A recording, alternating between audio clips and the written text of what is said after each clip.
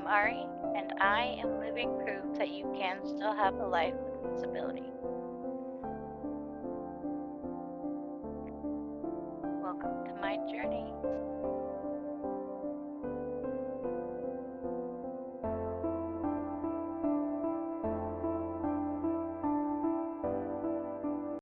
Good morning, everybody. Sorry this week's video's been late. Been a little bit busy. I had to order about $1,500 worth of new furniture. Unfortunately, that was like 2 items. And so I've been trying to rearrange my house and clean everything up and all this other fun stuff so I can have room for it. One of which is going to be a new bed frame. I know. My cat's bed over there. Because she's spoiled. Hi, Gizzy. Yes, I love you too. Yes. Sorry. She's finally waking up this morning. Now she wants to be fed. So I ordered a new bed frame.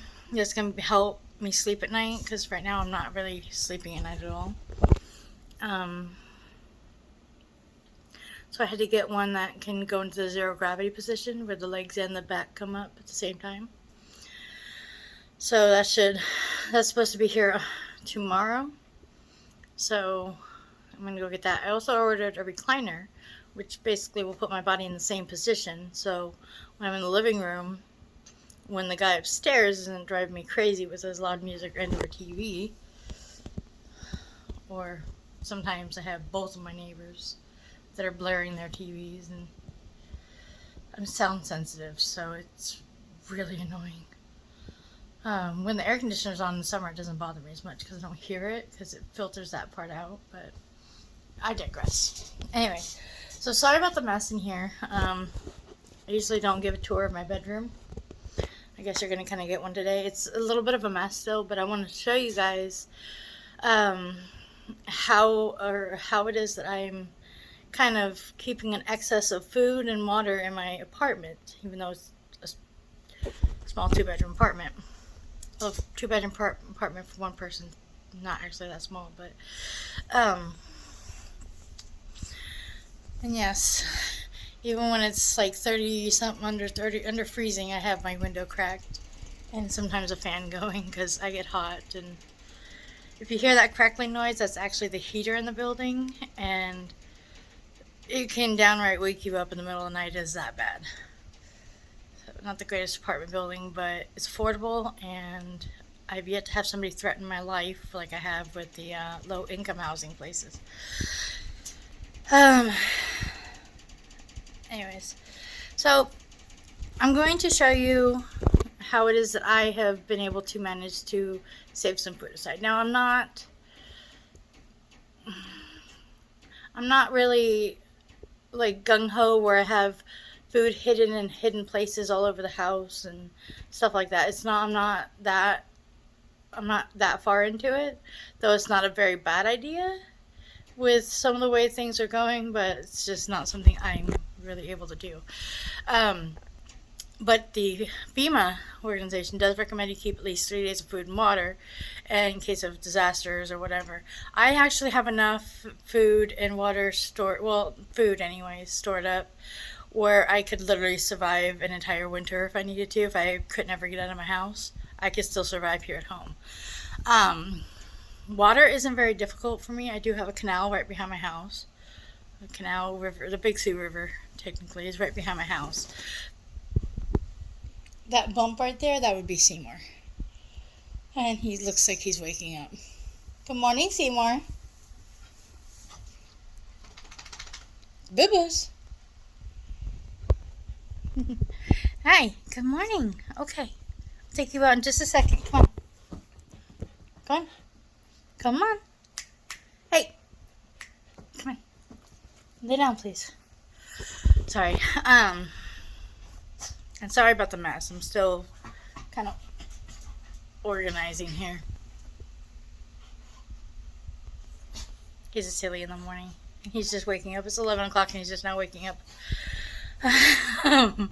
Anyways, so I do have the canal out back, and I do have a lot of methods for purifying water, which will not be in this video. So I have kind of pointed out that I do have the water distiller, which is a great way of purifying not so great water, and the water that comes out of the Sioux River is definitely in the not so good category. As I pointed out in the Falls Park episode, a lot of the street runoff, when it overflows in the street, it'll actually run into the rivers. And this is the same river. So it literally goes straight. If I wanted to go upstream, which is really hard to do because it's usually very shallow, even my kayak couldn't do it. It could take me to Falls Park, but anyway, so I do have ways of purifying the water that I can get from there if I ever need to. And in the wintertime, there's usually an abundance of snow. So in South Dakota, water falls from the sky quite a bit, usually. So water isn't really something I'm stressed about. But I do have a little bit of a stockpile here. And I'm going to show you. Okay. Alright, so I, again, apologize for the mess. It's not 100% organized in here. And I'm just going to say, for the record, I like camo. I'm actually even wearing camo pants. I have a lot of camo. Okay, so up here, I don't care how many people are going to give me crap for it, I like top ramen. When I'm feeling cold or whatever, I like just having top ramen. And he's such a silly goof. Anyways, so I like having top ramen. It's not the greatest with sodium levels, but soy sauce really kind of does the same thing anyways. And I eat a lot of soy sauce anyhow.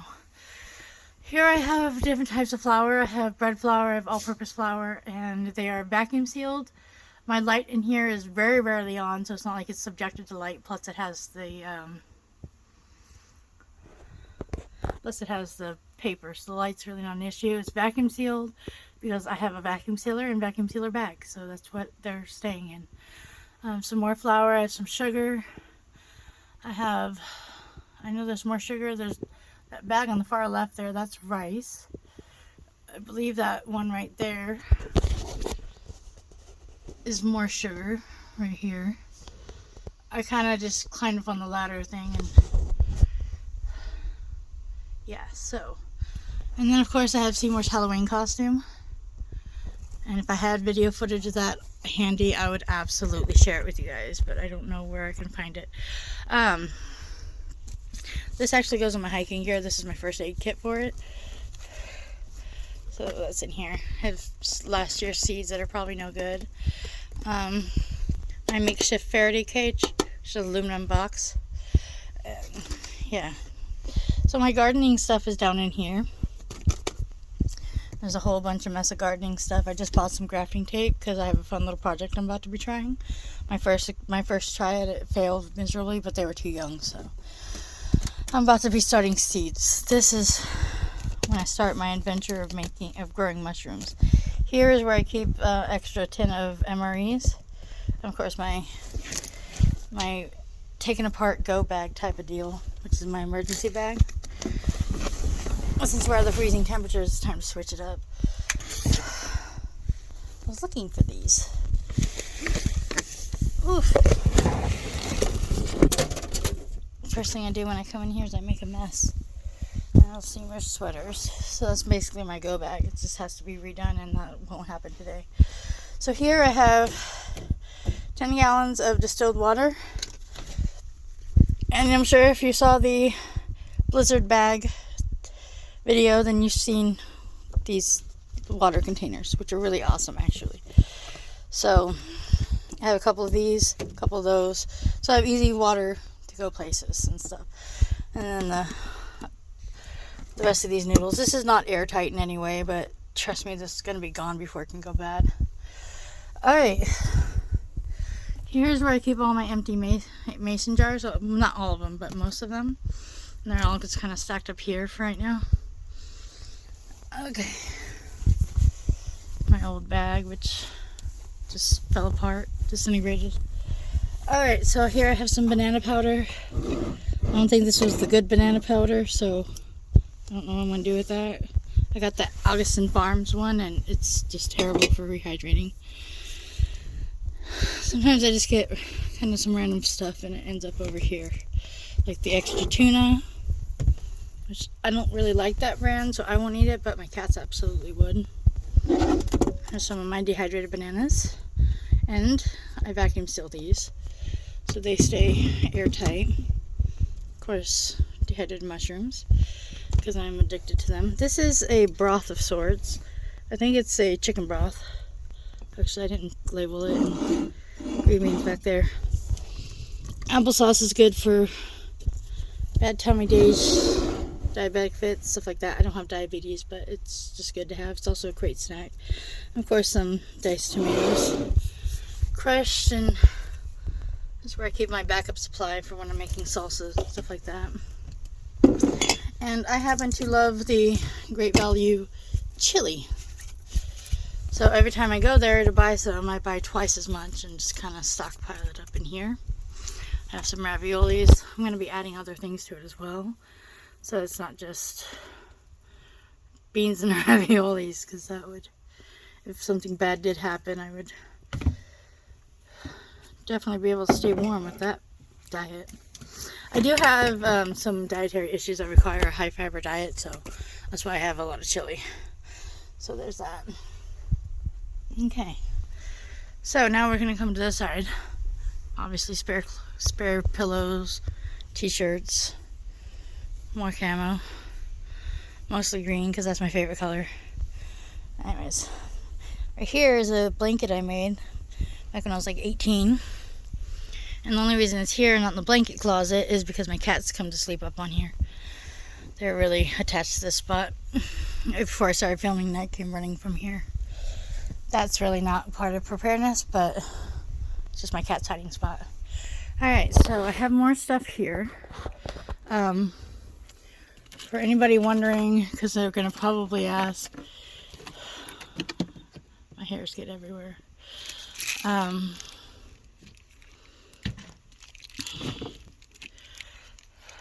I do keep extra ammunition, gun cleaner, gun lock, gun case. So I am a believer in the Second Amendment. I'm also a believer in learning how to use an item before you ever touch it, especially when it comes to weaponry. So, anybody wondering, that's the tribe I'm actually a part of. I'm Cherokee and Choctaw, but I'm only actually a member of the Choctaw. It's a long story. So, here's some more. This is, well, that one's empty. I got dehydrated bell peppers here, colorful ones. The cauliflower looks god-awful, but in emergency it would work. I need to redo my peas and carrots. This is actually sourdough starter. I didn't powder it like I would normally do. I just got lazy and threw it in there. But this was my very first sourdough starter that I ever made. Right here. So there's that. At one point in time, I'd gotten a big, huge supply of lard. So I rendered it down. I still have another jar up in the kitchen, so there's that. There's dehydrated spinach, corn, and there's a couple more things back there, but this flour seems to be on top of it. This is a flour that, after telling everybody that I've had this thing for like 8 years and the seal never broke, it had to make a liar out of me and break the seal. So I mean, they do kind of start to gain air over time, but it literally took 8 years for this to happen. But yeah, but it's a small amount that I'm not really too worried. So in the back here, I have a lot of pasta sauces. I haven't really been making my own since growing in this apartment building is not an easy task. I don't get a whole lot of sun, believe it or not. So I have a lot of pasta sauces. I have marinara. That's because Danko likes the raviolis with the marinara. And then more pasta sauces and stuff. I have like maybe 2 jars of corn left. I was trying out these new bags, and half the time they don't hold the seal, which kind of bugs the crap out of me, but This is rice that I did this last year. Sometimes just random food. So, and then you have 2 jars of corn. I have more chicken broth in here. This is the deer chili. Again, from growing mushrooms. Should put that with that, actually. Bread flour that I should have used when I made the wild yeast videos. Let's leave that here, actually. Here I have some canned potatoes. Now, I learned when canning potatoes, you want to blanch them first so it doesn't look like this. They are still good. They are still very edible. You just have to rinse the starch out of them. So they look funky, but they're actually still good. And I use these in a lot of recipes.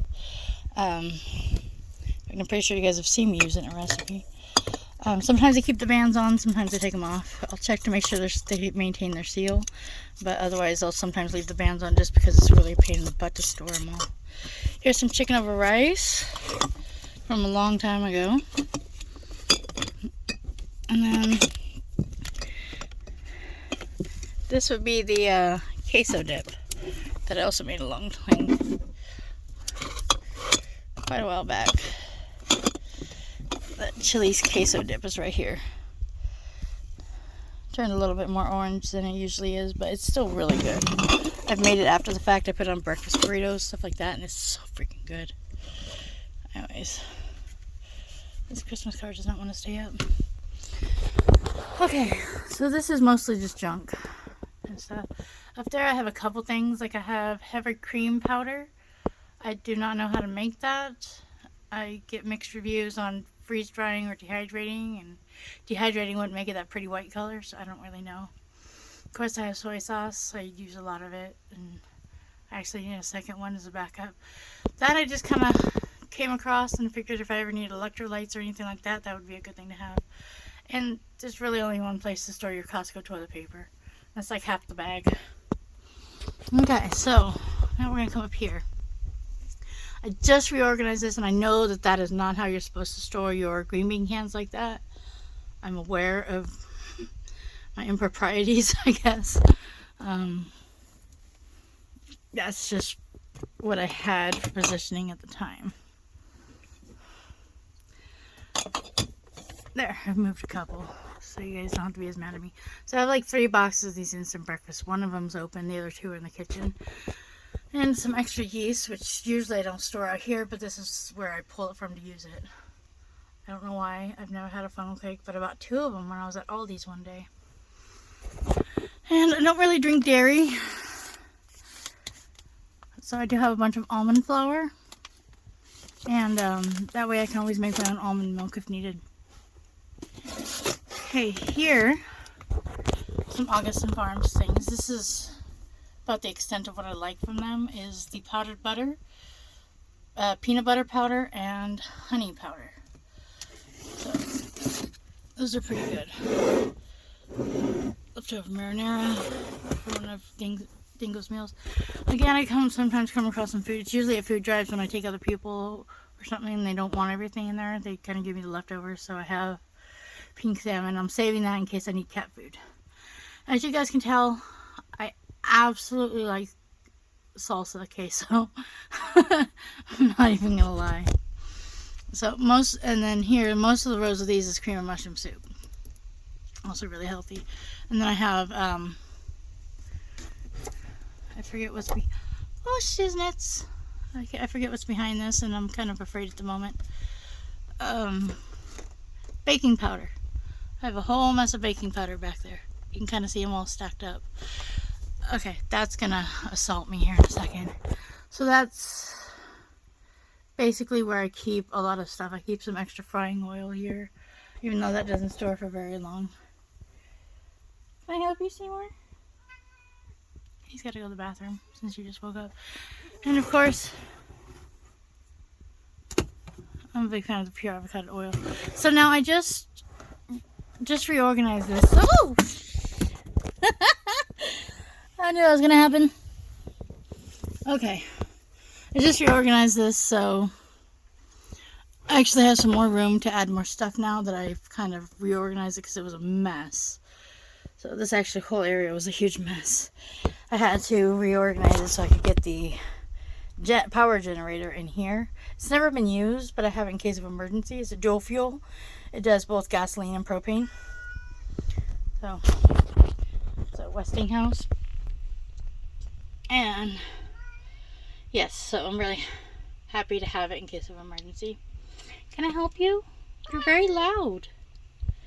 You need to stop yelling at people. Stop it. And then this is just random stuff that is not really of importance. Stuff like that. So I'm going to show you another spot where I keep some other stuff. Okay, so here's the other spot where I keep a lot of stuff. It's not really a whole lot of anything special. I got that. That is the second box of instant breakfast that hasn't been opened. I should probably put that in the closet. I have a bunch of Cheerios because they're very healthy, heart healthy.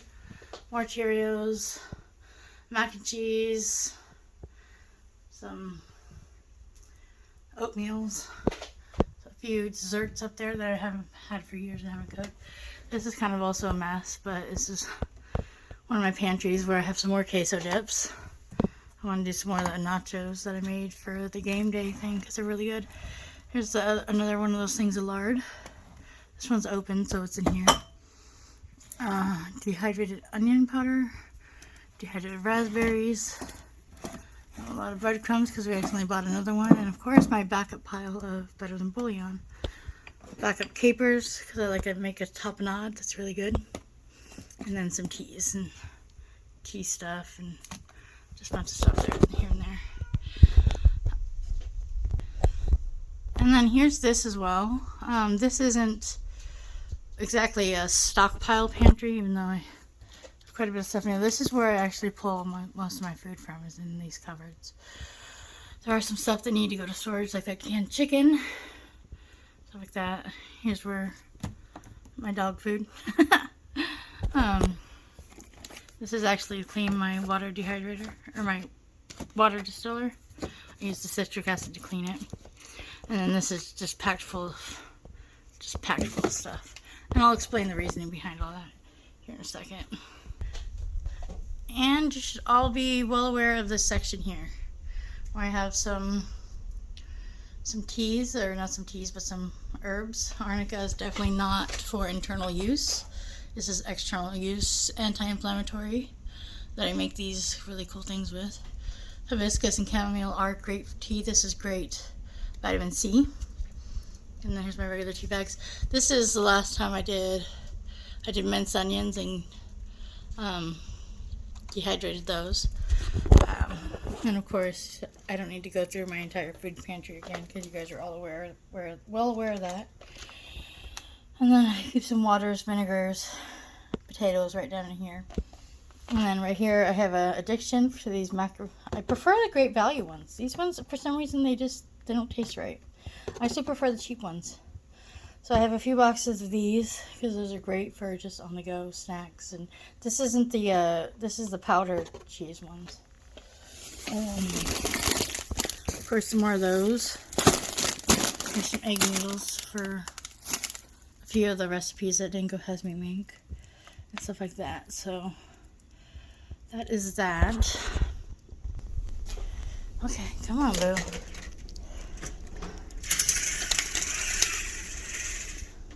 It is really windy, so you're gonna hear some noise. And apparently it's slightly snowing, but not enough to make any sort of a difference. And you can see back here is been defrosting. And I brought some of my grow mats out so they can get some of that water that's been falling from the sky lately. Okay, give me hugs. You don't have a, hold on. Wait, okay, go on. Stay to the right. To the right. Go on.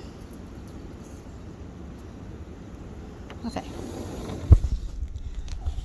So, everybody has reasons as to why. Sorry, this is definitely a mess. I have yet to begin to touch it, and I need to because the recliner's got to go right over here. And the kayak is just going to go to storage since there's no way I can move around and stuff like that. So that's all going to get cleaned up here very shortly. Um, anyway, so everybody has reasons as to why they might want to store food. So before you people go and make fun or judge or, oh, you're preparing for the end of the world, or, you know what? So what they are. So what? You do you. Let them do them. The reason I do it is because I went through a time period in my life where I worked. I worked a lot. I worked overtime. I did everything. I barely covered my rent, my bills, my gas, my nicotine habit, and still barely had anything left for food. And when I first moved into that place, small little house in Farmersville, when I first moved in there, I had absolute every penny that I had went into filling up my gas tank and getting a deposit down on that place so I could hurry up and move because I was in a time crunch to find another place to live. Yeah, he's doing his business. Anyway, so I had no money. I had a few dollars. I bought some bread. I always kept bacon grease and flour. And so for a week and a half, I basically ate biscuits and gravy because I made gravy and put it on the bread. I also had some potatoes, so I kind of survived on French fries as well. And then after that, I still had to survive on a very meager diet, which was usually crappy chili cheese fries or eggs and fried potatoes. So potatoes are a pretty big staple for me. That's why I got all these potato grow bags. I just wrapped it around his neck because I forgot to take his jingles off so that he could scratch his neck and get some relief there. It's actually snowing. It was raining all day yesterday, and today it's actually snowing. Weather is bipolar in the spring here. Anyway, so I went through a really, really hard patch for a few months, and then I ended up with diverticulitis, and I couldn't eat anything solid for over a month. I survived on Jell-O. It's basically his spot. I had to survive on Jell-O for a month. I still can't eat Jell-O. It sucks because I kind of crave it, and then I get nauseous at the thought of it. So I have a huge supply of food because I've been hungry. I know what it's like to not have food, not really have the means or anything else. Like all the food that I had, basically my ex kept. So I started with nothing. At the time, I didn't know. I figured I was working full time. I wouldn't qualify for any food aid or anything like that. I didn't know that I actually could, considering I was working 40 hours, but it was minimum wage, and all my money went to bills. So I actually could have applied for food aid, but I didn't realize it. Seymour, you look like a gremlin, but I still love you. Silly boy. Anyway, sorry. So I didn't know. And my grandma finally told me to swallow my pride and go down and apply one day, and I did, and got me through a rough patch there. But so now basically I keep stockpiles of food. This isn't everything either. That's the thing is I have more stuff set aside. Like I have a pop-up camper, and I do actually keep extra food storages in there in case of. I'm one of those, I have backup plans for any backup plans that I may have. So if something was to happen in my house and I had to vacate my house, I could go get my pop-up camper and I could take that someplace, and I have a house on wheels and it already has provisions there that I may need. So and if, the world doesn't come to an end, then I have a great recreational vehicle. So it's useful. But when you've gone without food, you know what it's like, and when you can, you don't, you make sure that it's not going to happen again the best you can. So that is the reason why I keep so much of a food supply, is because I've been hungry and I know what it's like. And I know right now I could definitely stand to lose some weight. And I would love to, actually. Then, yeah. So I really hope that people do actually keep some sort of a backup plan, because things happen. Even if you work your butt off, you have money in savings, your life can fall apart in 5 seconds. I mean, you could be the hardest worker out there, working overtime, doing everything you can.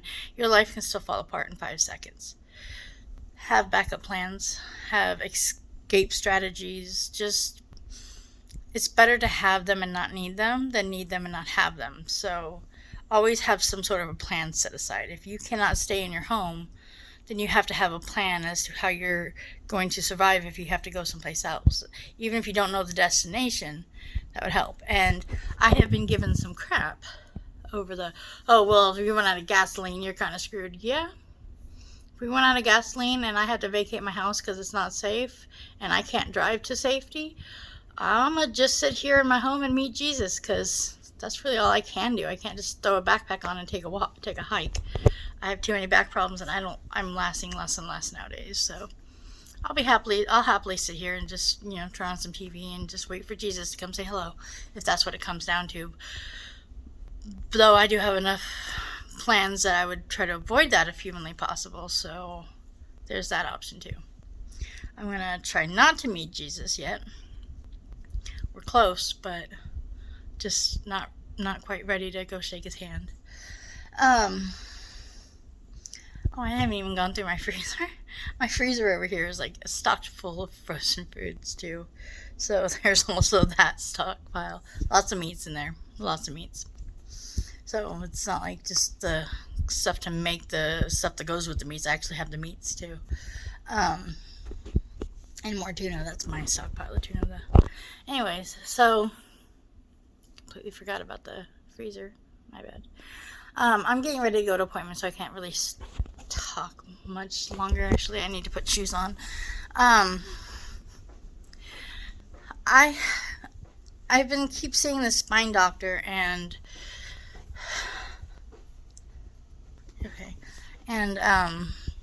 this room's the biggest mess because I kind of just throwing everything around. So apologies, and my shoes are not in here.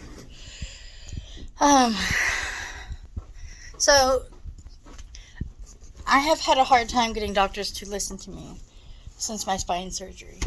I keep telling them I was doing great. I had no pain for a while there. Everything felt normal again. I felt like a normal human being again. One morning I woke up, I stretched, and I felt this popping and a sharp pain into my hip. It didn't last very long. It only lasted like maybe 10-15 seconds. I had this sharp pain in my hip. And, where are my shoes? This is my routine. Wake up and struggle to find all my shoes. It's probably actually where they're supposed to be. So I woke up one morning and I had a sharp pain in my hip. I stretched and had a sharp pain in my hip. And I kept telling the doctors this over and over again. And believe it or not, that was,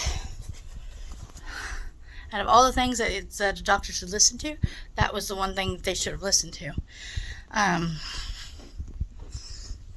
Because that's the key as to what was actually wrong with me. I keep telling him. I went back to see that doctor after a year. Or I went back after a few months. He said, oh, this is normal. Because I told him my pain was starting to get progressively worse since I heard that popping sound. Or since I felt that pop and all the other stuff. And he's like, oh, that's normal. The pain will slowly go away.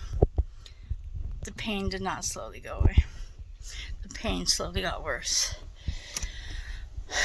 And then, okay, try physical therapy. Physical therapy made me worse. And I kept telling him, I woke up one morning, I stretched, I felt a pop. And from there on, my pain has gotten progressively worse. They don't listen to that, though. Kept ignoring me, kept dismissing me. So I found a second opinion. And he double-checked everything with my surgery was fine. Everything looks good. So this is not going to be an easy test to do with one hand. Okay. So you guys get to hang out here. Okay, so. But they did check everything out. They ran a CT, they ran x-rays, they ran an MRI. They did everything to make sure my fusion was good. And they said, well, yeah, your fusion looks great. Referred me to another doctor who then said, well, it looks like you have piriformis syndrome. I did physical therapy, And I was still getting worse. In fact, I was getting worse faster now. I was doing it in the water, and I'm still getting worse. And so I told, last time I went back to the doctor, I told him, I was like, I don't think that it's piriformis. I think the piriformis is inflamed. So I do believe that is an issue. But I do not believe that is the root cause of everything. He goes, well, what do you guys believe it is? I was like, I don't know. And so I started from the beginning. Told my surgery went fine. I felt great for like a month afterwards. The more I moved, the better I felt. Now I just put my shoes. I must put them down in the closet. Or not. Okay. Y'all are just going to be laughing at me for days. I know it. It's fine. It's fine. Oh, lordy, lordy. Yeah, I don't know where my shoes are. Gonna walk all over this house like 20 times until I find them for a second time. Remember? No, that's where they were. That's not where they are. I'm gonna be late. Most of this video is gonna be me walking around trying to find my dang shoes. Okay, oh, I set them down right here. Okay, so we started from the beginning. Told him everything was great. I was doing fine. I felt great for the first time in years. I mean, and what's messed up is I hurt my back scrubbing a bathtub. So I threw my back out. So I herniated my disc. Scrubbing a stupid bathtub. Anyways. And then I told him that one morning I woke up, I stretched wrong, I felt a pop, and I felt a pain that shot down to where, like, what felt like towards my hip, my lower spine. And then the pain in my spine has been getting progressively worse ever since. And he's like, well, I never had that information. I was like, dude, I've been telling everybody that I can tell. And for some reason, my first surgeon, they noted that I've been kayaking. But he didn't bother to note that I was mentioning increased pain and that the stretch thing that happened that caused the pain. He completely neglected that idea. Just completely dismissed it. If he had, at the beginning, paid attention to that,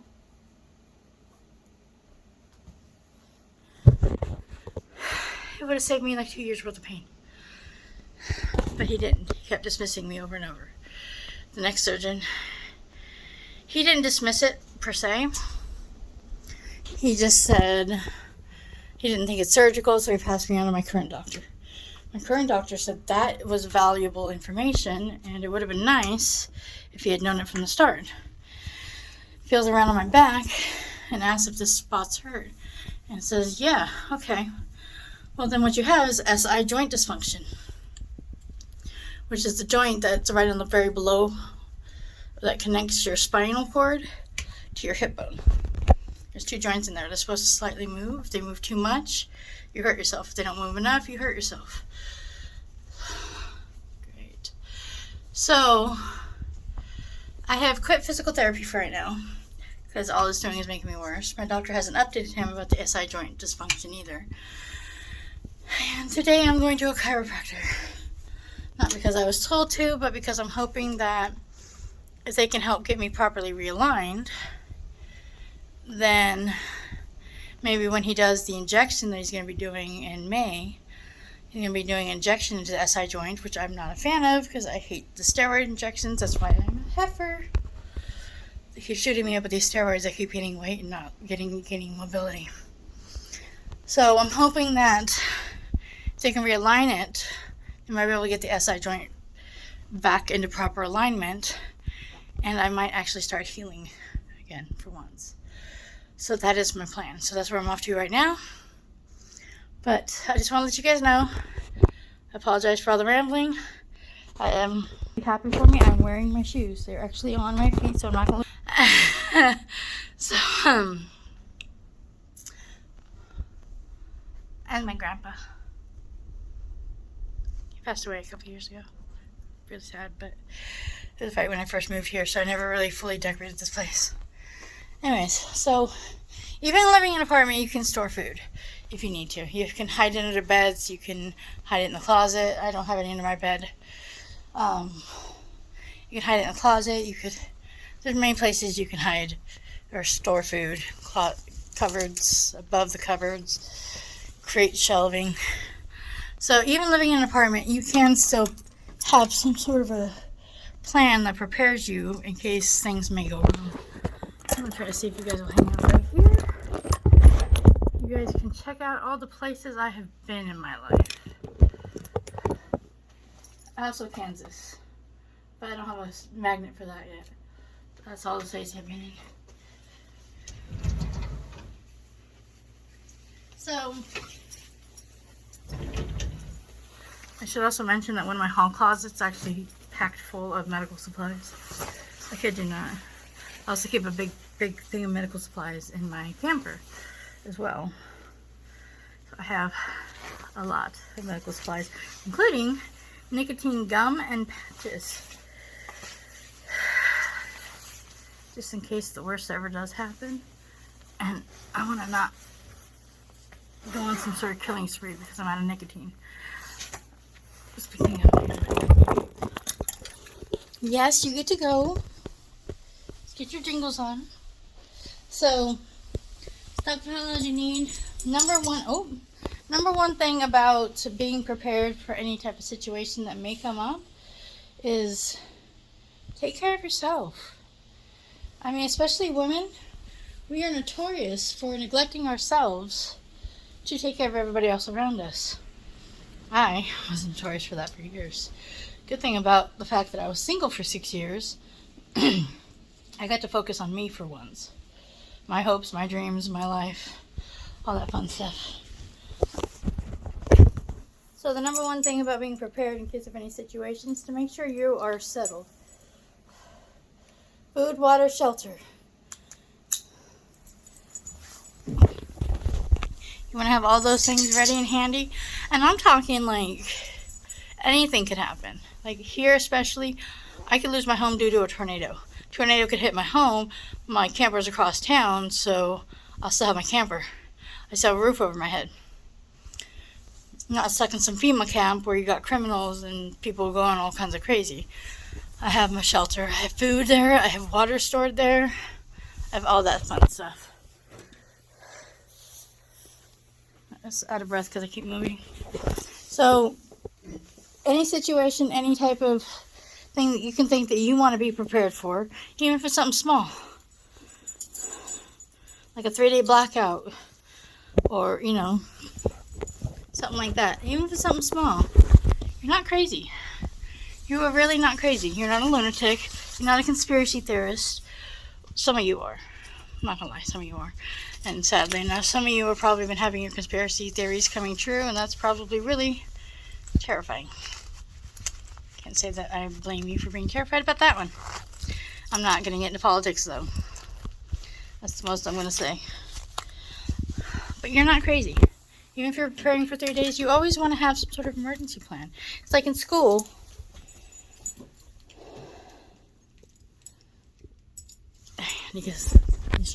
So it's like when we were in school and we had to do those, well, I don't know if they're doing them to kids nowadays, but we had the earthquake drills, we had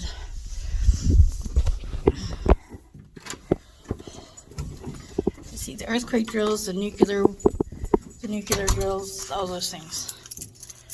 So even as a kid we were taught to have some sort of emergency escape plan. Fire drills.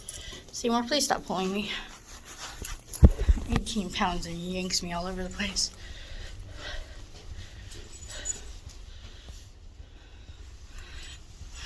Anyways, so off to the chiropractor now. In this crazy blizzard storm that we got going on. Totally kidding. This is hardly anything. And I will have a video when I start getting that furniture put together. So you might get 2 this week. Depending on how fast I can get it done. But I gotta finish cleaning up first. But I'll try to get this out after I get back from my doctor's appointment. Come on. Let's start. So just know, despite what the popular people would say, most of the popular people are total jerks anyways. So don't take what they say to heart. Because literally, the world's full of bullies now. Mostly bullies. So if you want to be prepared, you do you. And if you want to talk about it with others, start with a light touch. You know, you're prepared in case of earthquake or, you know, so whatever. Small things. But you're not crazy. It doesn't make you crazy just because you want to be prepared. The more prepared you are isn't a bad thing. So don't let people talk you down, make you feel like garbage because you keep a little stockpile of food. My brother, he likes to tease me for it. Guess what, dude? You live in California and I don't. Ha ha. That's a big enough middle finger for you. Ha ha ha. He still lives in California. Shitstorm they got going on over there is just crazy. So there is definitely where you want to be prepared for when stuff's going to hit the fan, because it really hits the fan there like no other. So the scary thing is I'm going to be there in a couple months. Like the end of next month, we're going to California, visit my Grammy.